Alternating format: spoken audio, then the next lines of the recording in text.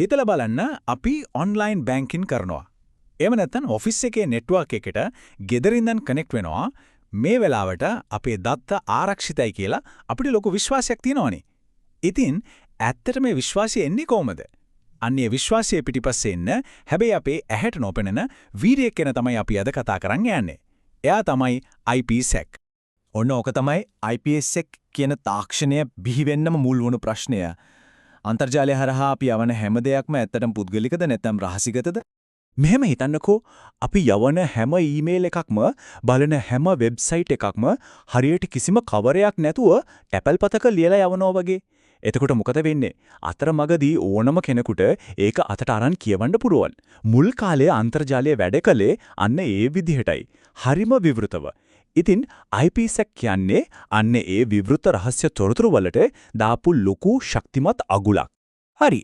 අපි බලමු මේ කියන ගැටලුව ඇත්තටම සිද්ධ වෙන්නේ කොහොමද කියලා.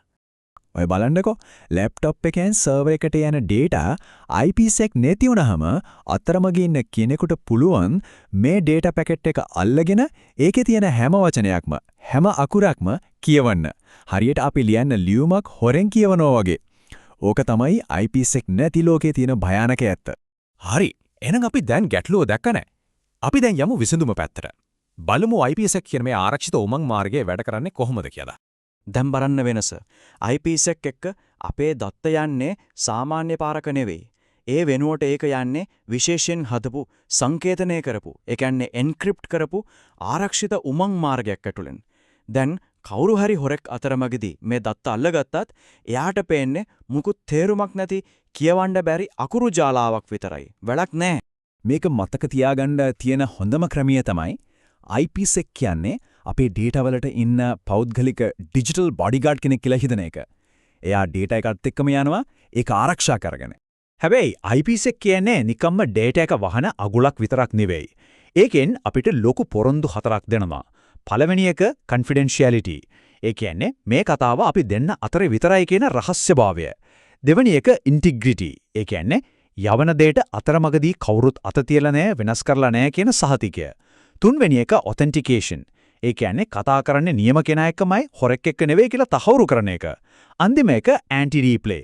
ඒ කියන්නේ පරණ data packet එකක් ආයෙත් පාරක් අරගෙන හොර වැඩ කරන්න දෙන්නේ නැහැ කියන එක. මේ හතරම සම්පූර්ණයි. හොඳයි. එහෙනම් අපි දැන් බලමු මේ කියන ආරක්ෂිත උමං මාර්ගය මේ IPsec connection එක ගොඩනගන්නේ කොහොමද කියලා ඒකට අවශ්‍ය දේවල් මොනවද කියලා.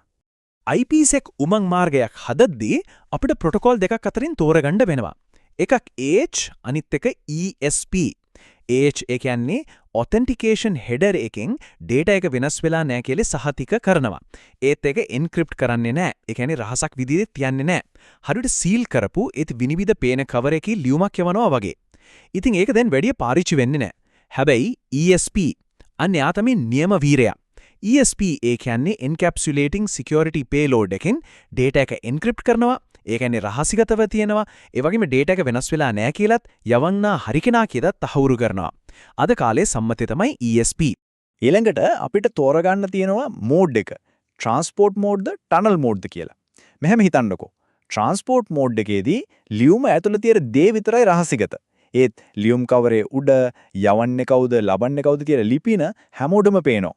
හැබැයි tunnel mode එකේදී වෙන්නේ ඔය මුල් ලියුම් කවරයම ලිපිනත් එක්කම තවත් ලොකු ආරක්ෂිත කවරයක් ඇතුළට දාලා ඒ කවරේ උඩ අලුත් ලිපින ටිකක් ලියනවා. එතකොට ඇත්තටම මේක කොහෙන් ඇදිත් කොහෙට යනවද කියලා කාටවත්ම පේන්නේ නැහැ. අපි හැමෝම පාවිච්චි කරන VPNs වැඩ කරන්නේ අන්න ඔය tunnel mode එකෙන් තමයි. හරි. ඉතින් කොහොමද device දෙකක් මේ ආරක්ෂිත උමං මාර්ගය හදන්න පටන් ගන්නෙ?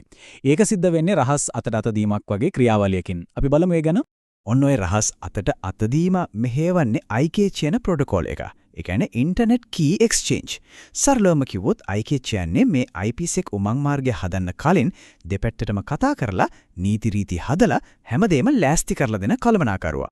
මේ IKA ක්‍රියාවලිය ප්‍රධාන අදියර දෙකකින් තමයි වෙන්නේ. Phase 1 මෙතනදී device දෙක මුලින්ම Taman කවුද කියලා එකිනෙකාට ඔප්පු කරගන්නවා.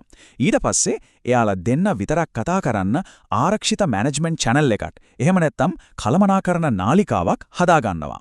ඊළඟට Phase 2 මෙතනදී වෙන්නේ අර කලින් හදාගත්ත ආරක්ෂිත නාලිකාව පාවිච්චි කරලා ඇත්තටම data යවන්න ඕන IPsec උමං මාර්ගයට අදාළ නීති රීති මොනවද කියලා කතා කරලා එකඟ වෙන එක.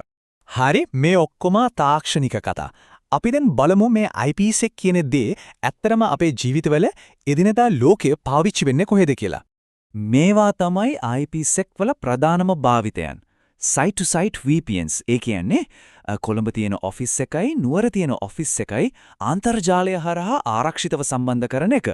ඊළඟට remote access VPNs. මේක නම් අපි හැමෝම දන්නවා. ගෙදර ඉඳන් වැඩ කරද්දී ඔෆිස් network එකට ආරක්ෂිතව connect වෙන්න පාවිච්චි කරන දේ. ඒ වගේම ආයතනයක network එක AWS Azure වගේ cloud සේවාවන් එක්ක සම්බන්ධ කරන්නත් IPsec අත්‍යවශ්‍යයි. කොටින්ම ප්‍රධාන කාර්යාලයයි ශාඛා කාර්යාලයයි අතර යන හැම data එකක්ම ආරක්ෂා කරන්න IPsec යොදා ගන්නවා. හරි. ඉතින් මේ කතා කරපු හැම දෙයකින්ම මතක තියාගන්න ඕනම ප්‍රධානම කරුණ මොකක්ද? IPsec කියන්නේ මොකක්ද කියලා එක වාක්‍යයකින් කිව්වොත් IPsec යනෝ විශ්වාස කර නොහැකි ජාල හරහා ආරක්ෂිත sannivedanayak සැපීම සඳහා IP පැකට් සංකේතනය කර සත්‍යාපනය කරන layer 3 ආරක්ෂක ප්‍රොටෝකෝල් මාලාවකි. සරලවම කිව්වොත් IPsec කියන්නේ අන්තර්ජාලයේ මූලිකම මට්ටමේ, ඒ කියන්නේ layer 3 වලදීම අපේ data packet වලට දාන සන්නාහයක්. පොදු විශ්වාස කරන්න බැරි අන්තර්ජාලය හරහා යන අපේ දත්ත හරියට සන්නද්ධ රථයකින් ගෙනියන වගේ ආරක්ෂා කරන එක තමයි IPsec එකකින් කරන්නේ. ඉතින් මේ ආරක්ෂිත උමං මාර්ගවල රහස දැන් පැහැදිලියනේ. එහෙමනම් IPsec වගේම අපේ ඇසට නොපෙනී හැමදාම අපේ ඩිජිටල් ජීවිතය ආරක්ෂා කරන තවත් මොන වගේ පද්ධති මේ අන්තර්ජාලය ඇතුලේ ක්‍රියාත්මක වෙනවා ඇත. ඒ ගැන පොඩ්ඩක් හිතලා බලන්න.